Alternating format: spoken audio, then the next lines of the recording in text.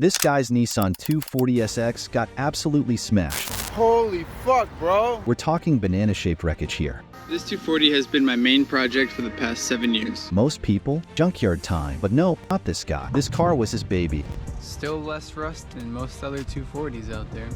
So he did what any irrational car lover would do, decided to rebuild it. He went full-on treasure hunt mode, hitting junkyards for car parts. Roof?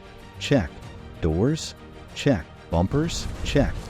He traveled everywhere, collecting parts like he was building a life-size Lego set, except with more welding, grinding, and way more swearing.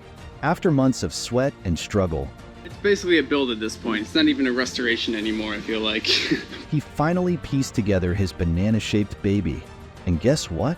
It's back on the road, and now he's out there, living his best life in a car that should have been toast, but is now toast with extra butter. What?